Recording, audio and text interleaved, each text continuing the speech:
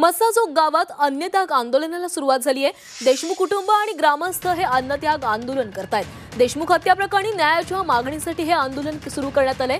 सरकार दखल घेत नसल्याने ग्रामस्थ आक्रमक झालेत आणि या आंदोलनात संतोष देशमुख यांच्या पत्नी, आई आणि त्यांची मुलगी वैभवी देखील सहभागी झालेले आहेत।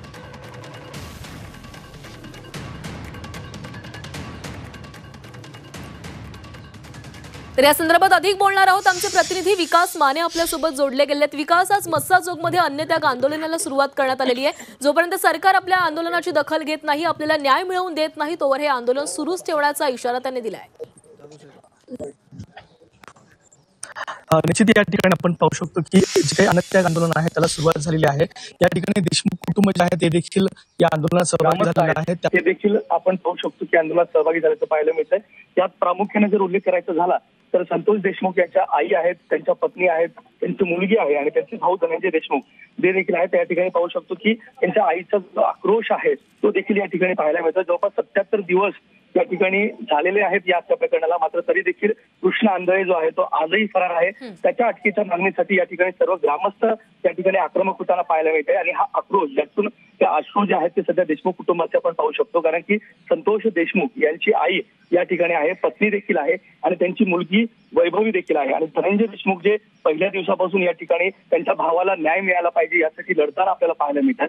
त्यांच्या जे काही ग्रामस्थ आहेत ते देखील त्यांना पाठिंबा देण्यासाठी या ठिकाणी या आंदोलनामध्ये सहभागी झालेले आहेत। वारकरी संप्रदायाचे देखील काही लोक या ठिकाणी आलेले आहेत आणि या अन्नत्याग आंदोलनामध्ये सहभागी केले आहेत। आपण खरं तर जाणून घेण्याचा थोडक्यात प्रयत्न करूयात। भाऊ, काय सांगाल, आज खरं तर 77 दिवस झालेत, आज तुम्ही अन्नत्याग आंदोलन करतायत।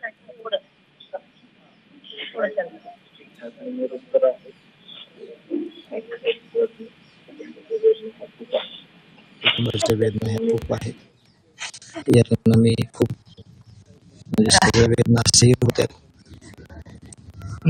न्याय कधी भेटेल, कसा भेटेल त्यापेक्षा जास्त ही घटनाच का घडली। प्रशासनाचा काही निरोप आला तुम्हाला? नाही केला निरोप, खूप काही निरोप नाही आलेला। वैभवी आहे या ठिकाणी। वैभवी, तू काय सांगशील? खरं तर तुझी परीक्षा देखील सुरू आहे, मात्र असं असताना तू वडिलांच्या हक्कासाठी या ठिकाणी उभी राहिलेली आहेस।